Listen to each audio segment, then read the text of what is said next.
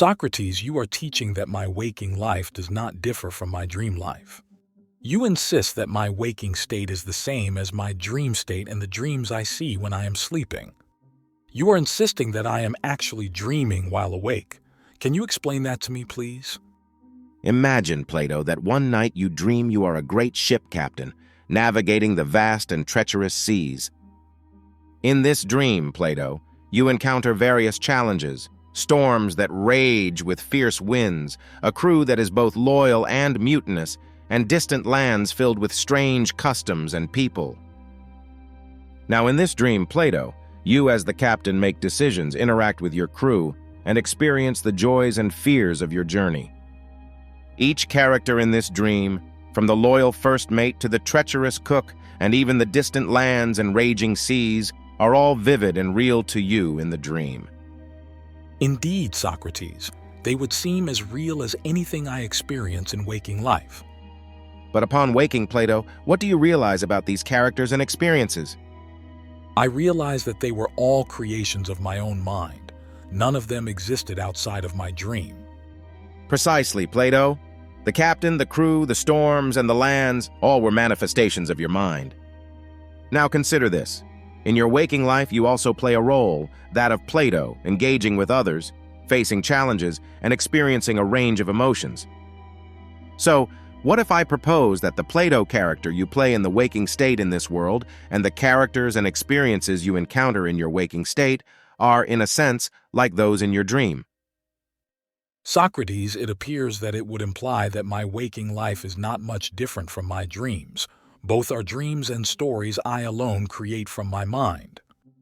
Plato, you are right. They, too, are manifestations, not of your sleeping mind, but of your society-constructed egoic self, which is a construct of your mind as well as the dream is.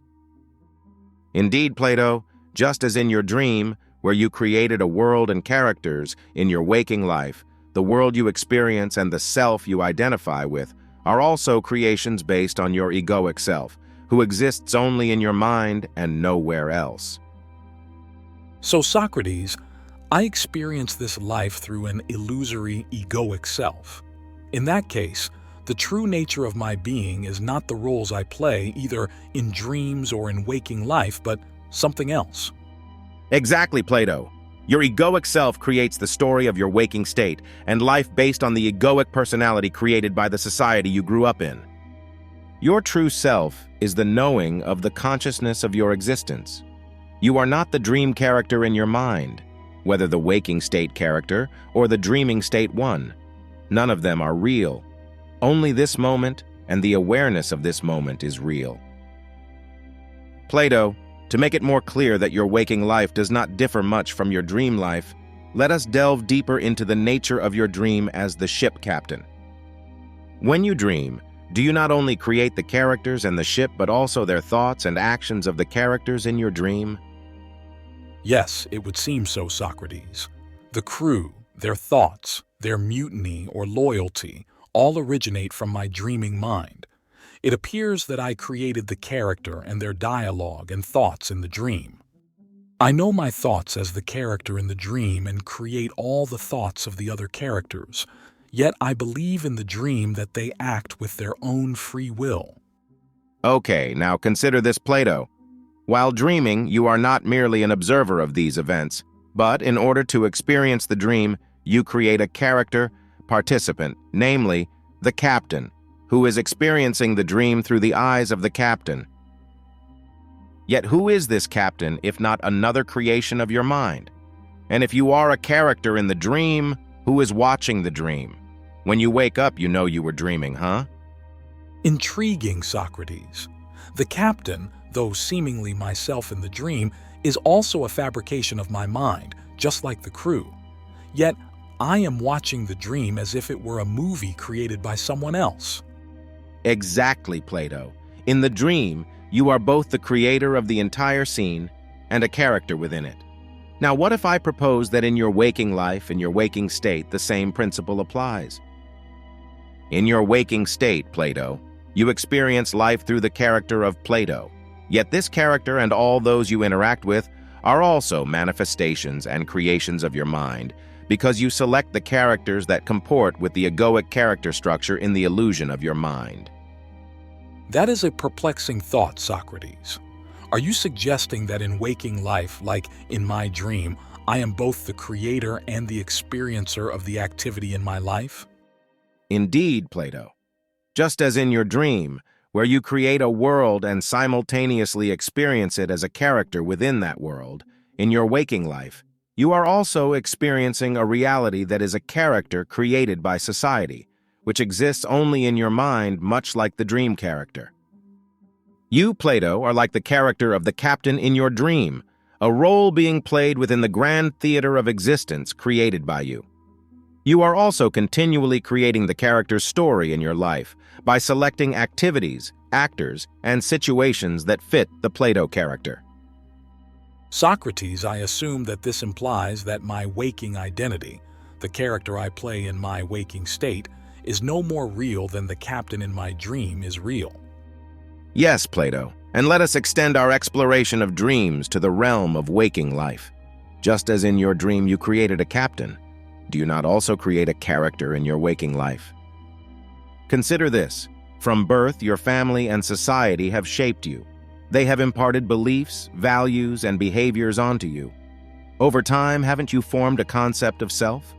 A character?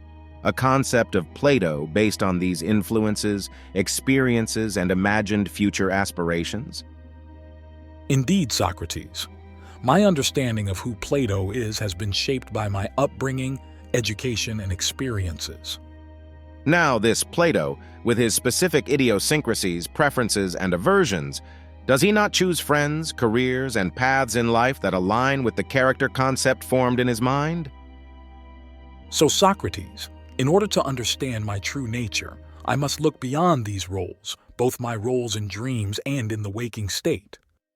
Yes, Plato. By recognizing that you are the awareness that is watching both the dream world and the waking world, you come closer to understanding the true nature of your being.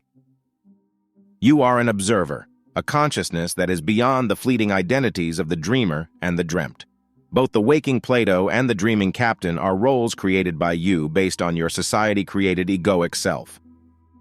So just as in your dream where you created a captain and his world, in your waking life, you have also created a character Plato and a world for him to inhabit by selecting the other characters to create the story of your life. This Plato character selects experiences, relationships, and endeavors based on the attributes and story you have constructed for him. I see your point, Socrates, but what does this imply about my true nature? Just as the dream captain is not your ultimate reality, Plato, so too the waking Plato is not the ultimate reality of your being. Both are characters played and created by your ego mind. In dreams, you unconsciously create a world and a character to experience it. In waking life, this process is more subtle, shaped by conscious choices and societal influences, yet it is fundamentally the same. Plato, the roles you play and the story you create in life, in your waking state, are expressions of your ego self, just like the roles and stories in your dreams. Your true self is the awareness that experiences both the dream world and the waking world, observing and participating, but not confined to any single identity or story. This is a profound realization, Socrates. It suggests that to know myself truly, I must look beyond the character and story of Plato to the awareness that underlies them. Indeed, Plato, in recognizing that you are the consciousness experiencing life through various roles and stories, you come to understand the essence of your being, which is beyond the confines of any single character or narrative. You are the observer, not the egoic self. You are the awareness that is watching the experiences of both the dream of the ship captain and the waking life of Plato. This awareness is your true self, unbound by the stories and characters your ego self creates and experiences.